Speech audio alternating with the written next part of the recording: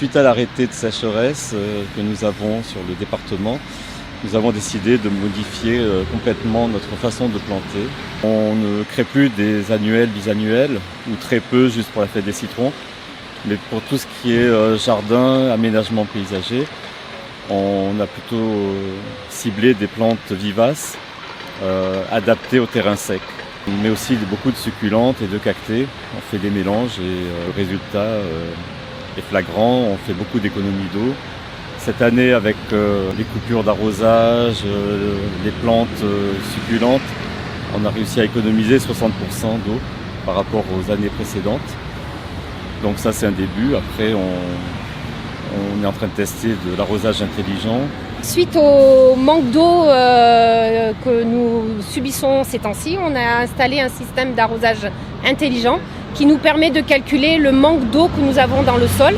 Et nous avons un système pour le massif de fleurs, un système pour les zones au soleil et un système de zones à l'ombre qui calcule le manque d'eau dans le sol. La jardinière ici présente, vous pouvez voir qu'on a fait une certaine sélection de plantes. Nous avons choisi de la lavande, du nandina ou de la bélia.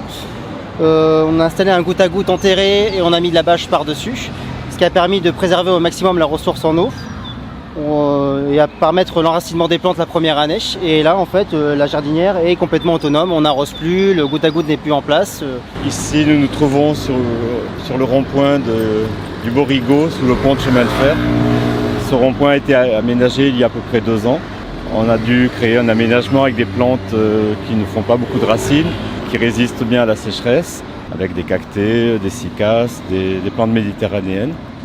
Et sur les côtés, on peut voir du paillage en briques rouges.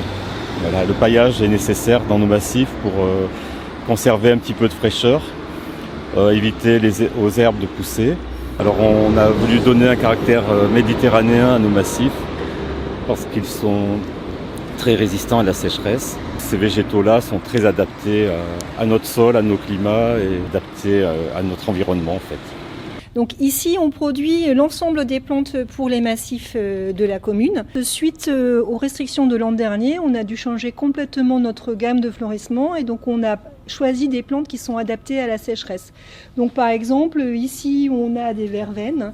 Donc ça, c'est des plantes très résistantes. On a des agates, des agathas, Felicia agata, des euphorbes.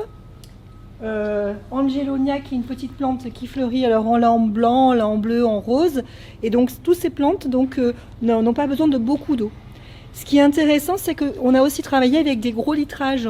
En travaillant avec des gros pots comme ça, en fait les plantes ont plus de terreau et donc souffrent moins, donc ce qui nous permet aussi de réduire l'arrosage. On n'arrose plus que 2 fois par semaine au niveau de la serre. Avant, on arrosait pratiquement 3 à 4 fois.